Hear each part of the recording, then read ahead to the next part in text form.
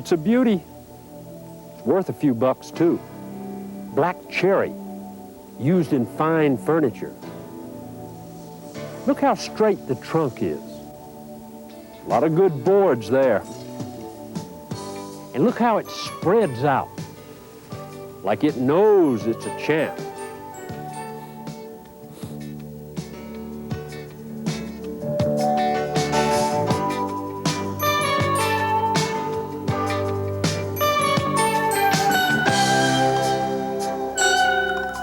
This yellow poplar's in the same stand, but even at best, it's not as valuable as the cherry. And with this crooked trunk, it'll never grow into a quality tree. But you know, that yellow poplar takes up the same amount of space as the cherry. And that's the thought that kept buzzing around my head as I looked at a stand of saplings on my land. I was wondering if there's anything a fella can do to weed out trees of low quality when they're young and encourage ones that'll grow into high-quality trees like that cherry, so as to bring top dollar at the sawmill. I decided to look into the matter.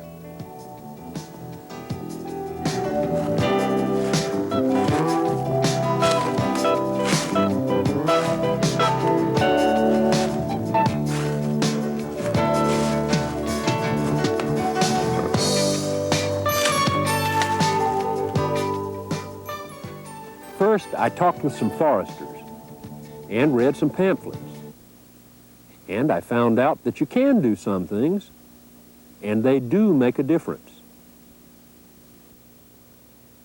Now, the place to begin is on your better land, where you have valuable saplings and good soil, and your labor's more apt to pay off. And the secret is to provide growing space for the trees you want. Now, what the experts mean by growing space is space in the crown so leaves get air and sunshine, and space on the ground so roots spread out and get water and nutrients.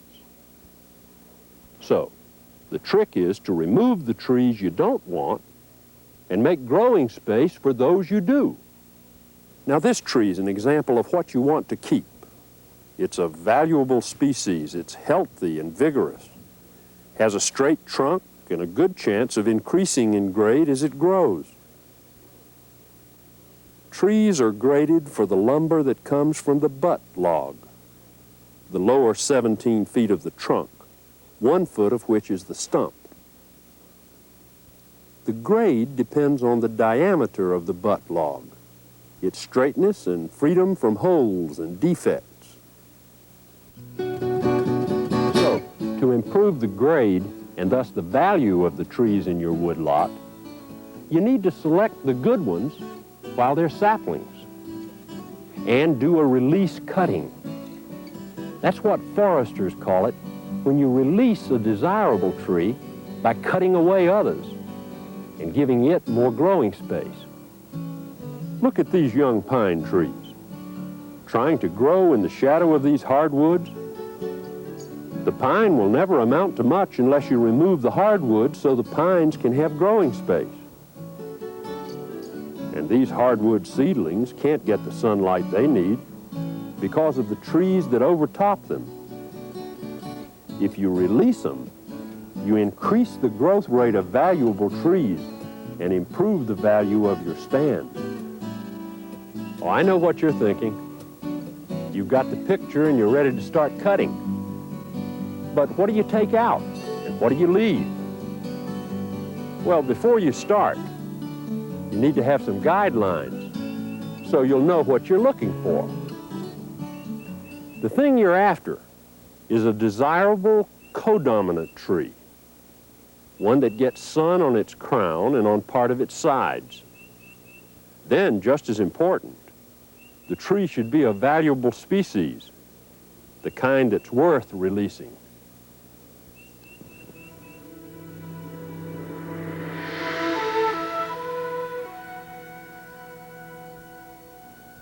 This is a cherry maple forest, one of 3 types of timber stands common to the Appalachians. Here, at elevations of 1,000 to 2,600 feet, you'll find some valuable hardwoods worth cultivating, including black cherry,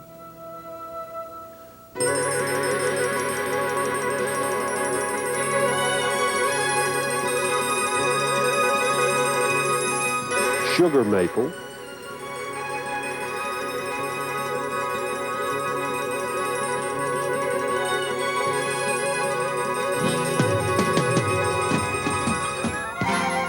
and white ash.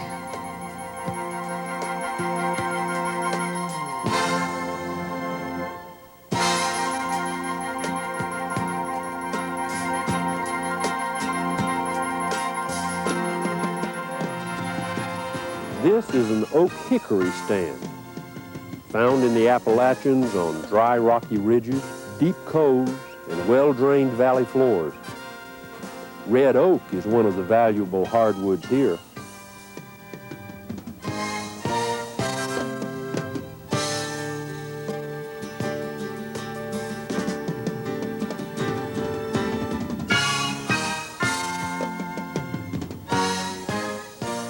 Along with white oak and others.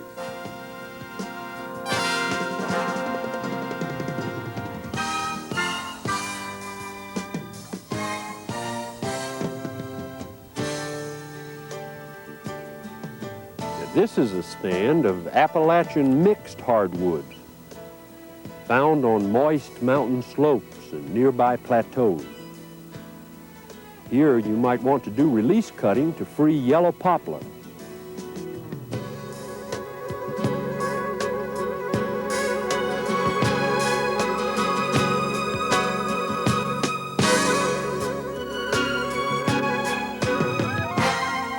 Birch.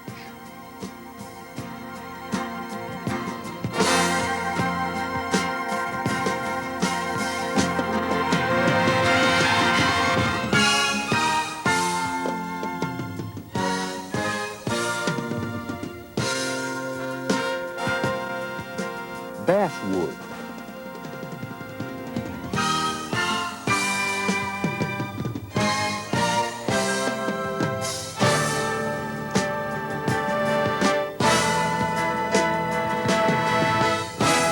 And valuable trees also found in cherry maple and oak hickory stands.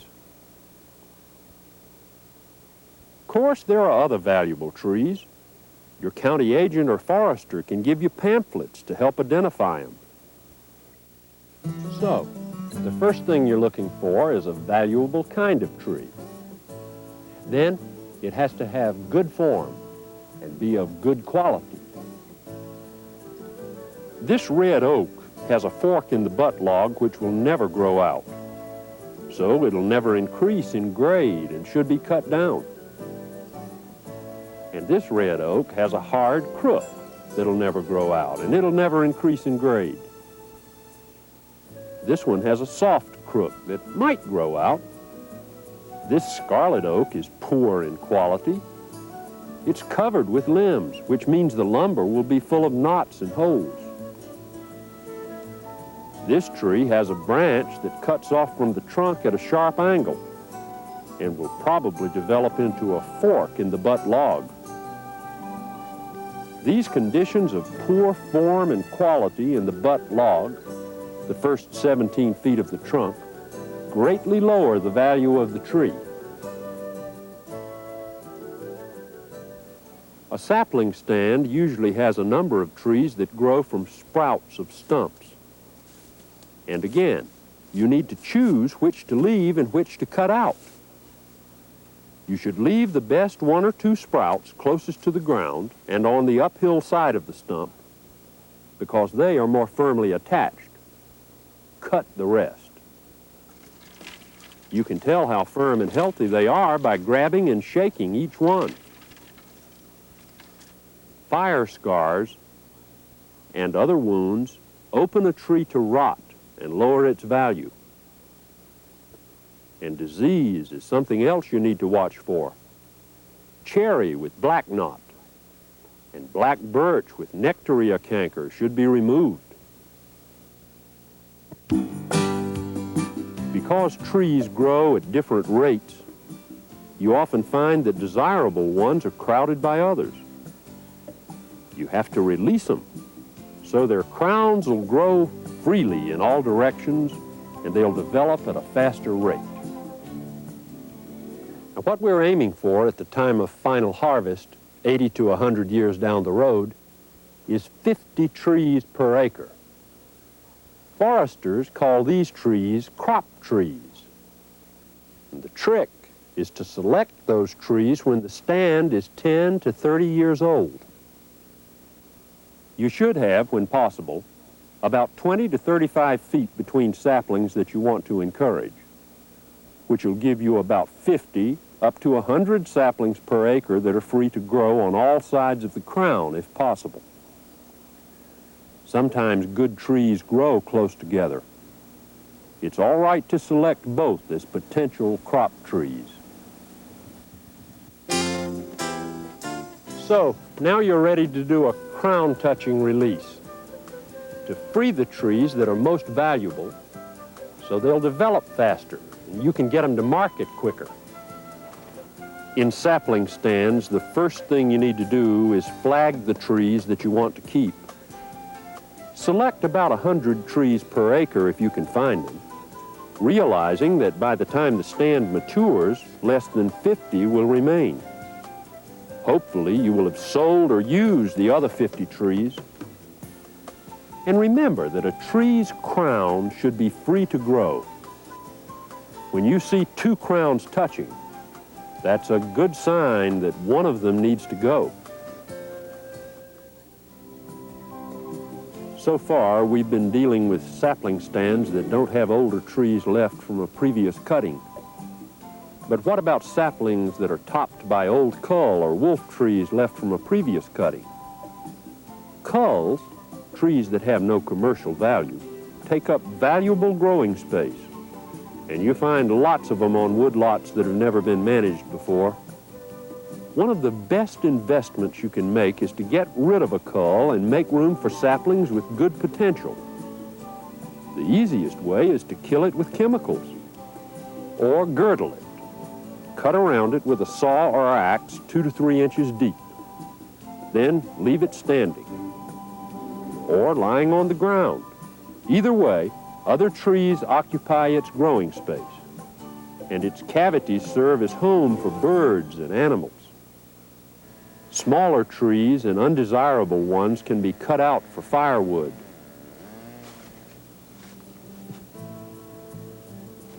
When trees are past the sapling stage, like this 25-year-old pole-sized stand, the crown-touching release can be called thinning. Now, the purpose of thinning is to harvest only those trees that are interfering with the crop trees. This will allow the crop trees more growing space so they'll mature as fast as possible. Other trees may develop into crop trees. Thinning should begin as soon as trees are big enough for fuel wood or other small products. It should be repeated about every 15 years on better sites, less often on poorer ones, if the wood harvested is sold. For firewood and other needs around the home, thinning can be done more often. The spacing between selected trees depends on their age. If the stand is 25 years old, 25 to 35 feet apart, 50 to 80 trees per acre. 40 years old, 30 to 35 feet apart, 50 to 65 trees per acre. 55 years old, 35 feet apart, 50 trees per acre. Of course, you always want to cultivate your most valuable kinds of trees. But besides that, you're looking for the same thing in thinning pole-sized trees as you did in release cutting saplings. You want to select trees that have the potential for increasing in grade. You want that butt log, the first 17 feet, which include a 1-foot stump, to be clear and straight. Now this tree has too much sweep, and this one has a fork. So you need to thin them both out, because they'll never increase in grade, the mill can't get many good boards, and you can't get much money. Too many limbs in the butt log is another thing that lowers the value. So remove those trees with lots of branches sprouting out along the trunk. Trees also lose value if they have overgrown branches or other imperfections, old branch stubs, or sapsucker holes. Sometimes you won't find a good tree for the growing space, and you have to pick the best one available. Trees are like people. Some of them just seem to have more energy. And there are a few ways you can tell which are the vigorous ones.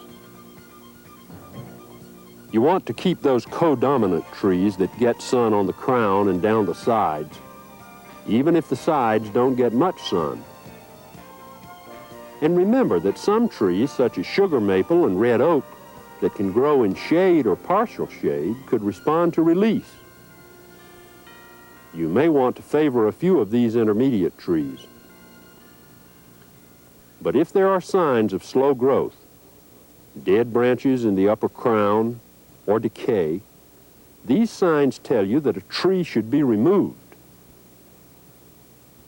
And if a tree lacks symmetry, you've got a problem. If the growth is all on one side, the wood will be lopsided and boards will warp. Most stands have lots of sprouts growing out of stumps. And again, there are ways to tell which to cut and which to leave. If the sprout clump has a U-shaped crotch, leave the best sprout and cut out the other. But if the sprout is V-shaped, you either have to leave them both or cut them both out. You can see the reason in these cross-sections. The tissues are connected in the V-shaped sprout clump, so you have to leave them both or remove them. But the tissues are separate in the U-shaped clump, so you can concentrate growth on the best sprout. Vines are a special problem. First, you need to make sure you have individual vines and not an arbor. When vines go to arbor, there's little you can do. No point in cutting them out. They just grow back. They've taken over that part of your woodlot, and that's good for wildlife. But if there's a vine growing on a tree you want to keep, cut it near the ground and prevent it from doing damage to the tree. So now you're ready for thinning. And the steps are the same as for release cutting, except the trees are larger. First, select a tree you want to keep, a valuable species with the potential for being top grade. Look around for other good crop trees. Mark them, making sure that you have enough growing space between tree crowns. And this is what it looks like after the trees have been selected in pole-sized timber. Felling a tree is dangerous, so you need to be cautious. Wear protective clothing, head and eye protection, steel-toed boots, and if you're using a chainsaw, special pants or chaps. Make sure your equipment is sharp and in good repair, and carry it with blade to the rear, away from you. Before you cut, plan an escape path, 45 degrees back from the line of fall of the tree, and make sure it's clear so you won't trip. Figure out how the tree will fall, checking such things as the way it leans and whether the crown's lopsided. Notch the tree in the direction of the fall, not deeper than 1/3 of the tree's diameter. Then, make the back cut a little higher than the notch. Stop sawing when the tree starts to fall. Remove your saw and retreat along the escape path, watching the tree. For more information on safety in handling tools and felling trees, consult your county agent or forester. So you see, it's not all that hard to improve the value of your woodlot, and it's well worth your while.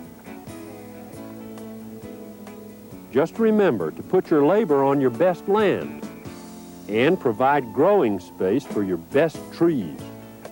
Space in the crown for leaves to get sun, and space in the earth for roots to get water and nutrients. Select trees that have the most value at the mill, with clear, straight butt logs and good form. Ones that are vigorous and healthy, free of disease and decay. Then, do release cutting to provide growing space for the saplings you leave. And about every 15 years, thin out your woodlot, marketing what you can. And again, making growing space for the best crop trees. And work carefully, observing all the rules of safety. Of course, you'll still have questions, but your county agent and foresters can help. And books and pamphlets have lots of answers.